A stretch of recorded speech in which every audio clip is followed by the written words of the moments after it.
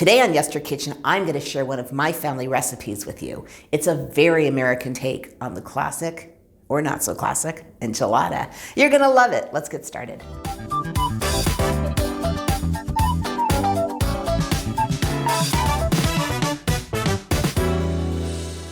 Hey everyone, I'm Jill and this is Yester Kitchen. If you're new here, welcome. It would be an honor to have you join us as we explore retro history through food. And today, I'm gonna share, and next week, you're gonna get a bonus 2 weeks in a row. I am gonna share 2 of my family recipes with you. Now, this is from my husband's side, my husband's mom's side. And Cindy's my mother-in-law who just passed away in December, and I miss her terribly. So after she passed, I got some of her recipes, and I thought what a perfect opportunity to share these delicious, easy recipes with you. So today, I'm gonna share a recipe called Aunt Echo's Enchiladas. Aunt Echo, she was an aunt. She was actually my mother-in-law's mother's sister. So my husband, she would be a great aunt too or something. But anyway, these enchiladas were so famous in the family. Everybody loved them. Everybody wanted the recipe. They're simple. They're very, very American. They're not Mexican whatsoever, but they're delicious and you're absolutely gonna love them. So Aunt Echo, her name was Echo Lee, which is spelled like that, but it's pronounced Echo. What a cool name, right? I mean, I would love the name Echo.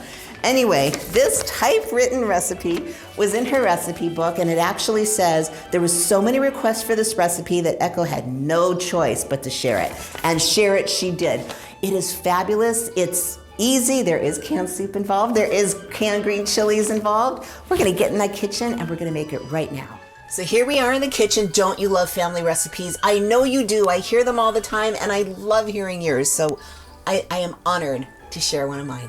Okay, so for Aunt Echo's Enchiladas, the first thing we're gonna do is we're gonna make our sauce. It's so Americanized. You're gonna love it. Okay, the first thing we're gonna add is 1 can of cream of chicken soup. I know we normally use cream of mushroom, but Aunt Echo says cream of chicken, and let me tell you something, I've had this several times.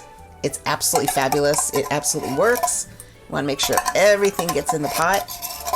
As a matter of fact, one year when the whole family was out a few years ago, we made Aunt Echo's enchiladas for Christmas and it was fabulous. To that, we're going to add 1/2 a cup. I'm sorry, 1/2 a can right there of water. Now I'm just going to take a little whisk and mix it before I add anything else so we can break it all up. And like I keep saying, anytime you do a cream soup, a whisk is your best friend. So let's get that all mixed together. There we go. And this stove, you guys, is so old, so I'm sorry that the grate below is rattling. There is absolutely nothing I can do. I'm trying to hold that pot very, very steady for you. Okay, now to that we have all in one little cute cup. 1/2 teaspoon pepper, fresh ground. 1 teaspoon of salt, which is in there. See it? There it is. And 1.5 teaspoons of garlic powder. You can add more, you can add less. In they go.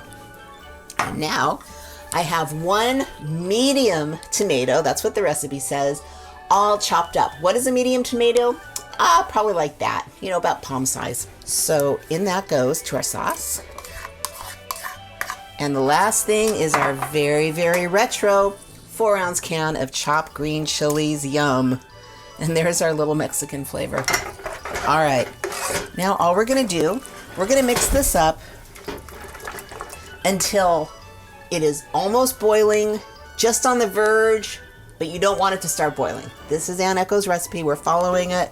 So I'm going to wait for this to heat up and I'll show you what that looks like. Be right back. As you can see, the bubbles are just starting to form around the top. So that's when you turn off your fire. And that's your sauce. That's it. So now what we're going to do is we're going to put a cover on it so it stays warm. And I'm going to put it on one of the back burners and I'm just going to keep it there. And then right before we're ready to use it, I'm just going to turn the fire up just enough to just warm it through. So this is step 1. Be right back for step 2. Here we are for step 2, and that is our ground beef. So I've got a medium pan right there. The recipe calls for 1/2 pound of ground beef. That is it. I've got about 3/4 of a pound here. And actually what I have is I have 93.7. So there's only 7% fat in here. I just wanted a low fat so I don't have to drain. You can do whatever you like. And if you do get a higher fat quantity, then just go ahead and drain it. You'll be fine. Everything is fine. This is cooking. We're having fun. All right, we're gonna let this brown. Give me 1 second. Okay, so we've got it pretty much all brown. Now, I'm not gonna worry about that tiny bit of fat because like I said, I bought a very low fat ground beef. I've got about a half a teaspoon of garlic salt. We're just gonna season that a little bit because we have tons of seasoning in the sauce we just made. Ground beef, check. Be right back with the tortillas. Okay, last step, tortillas. I know, 3 pounds, but trust me guys, this is so worth it. Okay, I have on standby a plate. Here's my plate with paper towel on it. So you can drain our tortillas, normal size corn tortillas. As far as how many, it all depends on how many you want. This recipe makes about 6. So, but I know you know a lot of times tortillas, you just can't buy 6 tortillas. So just buy the smallest package, and I know you can always find other uses for them. Okay, so in pretty much any enchilada recipe, you want to warm the tortillas in hot oil, and that just softens them.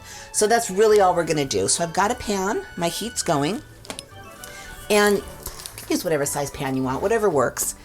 This one just fits the tortilla beautifully. So I have canola oil, you can use vegetable oil too. And you want to just pour enough so it's going to cover the bottom. And it all depends, quantity, seriously, it all depends on the size of your pan. Now we're going to let this warm up for just a second until it starts shimmering, so give me 1 second. Okay, so we have our hot oil, and this literally, guys, 2 seconds. Put your oil in, put your tortilla in, let it go just for a couple seconds, because you don't want a crisp tortilla, you just want a soft tortilla. Another couple seconds. Losing my tortilla. On a plate to drain, on your paper towel to drain. I'm gonna do one more because we're gonna make 2 enchiladas. But of course, in Aunt Echo's recipe, her typed recipe, by the way, here it is. Isn't this fabulous? I love it. Whoop, I'm letting it go too long. It says for heartier appetites, literally, make 3. Well, okay. We're just gonna make 2 today. I'm gonna make them for hubby for lunch. He's gonna be so happy because this is literally a childhood food memory for him. All right, that's all you need. Now we're gonna go over to the counter. I'm gonna put this whole thing together. You're gonna love it. Okay, we're ready to put everything together. We have our tortillas right here. We have our sauce right here. We have our meat mixture right here. We also have about a half a cup or maybe less of chopped onions. It just depends on how many you want. And we have shredded lettuce, and I've got to get it, but we have cheese too, because what are enchiladas without cheese? I have my cheese, shredded cheddar cheese. It's exactly what you want. This is so old school. Okay, so you ready? Let's do this. First thing we're gonna do is we're gonna take one of our softened tortillas, and it goes right in the sauce. Yes, sir. Yes, ma'am, it does. You dip it in one side, you dip it in the other side, and on the plate it goes. Okay, that's step 1. Step 2, where is my spoon? Now, Aunt Echo says add about 2 tablespoons of meat on top of this. So I'm just gonna kind of eyeball that and sprinkle 2 tablespoons of your ground beef right on top of that. Next, you're gonna add about 2 tablespoons, or however much you want. My husband hates onions, so I would skip this step for him, of chopped raw onions. I like onions, so this is my opportunity to have them. And then we have cheese now. Sprinkle with about 2 tablespoons, or like I said, these measurements, they're measurements in the recipe, but they're totally subject to whatever you want. And then on top of that goes a ladle of your warm sauce. Okay, that's one. Few little steps, but it's so worth it. Okay, how many times have you guys told me about your family recipes? They're absolutely fabulous. I love each and every one.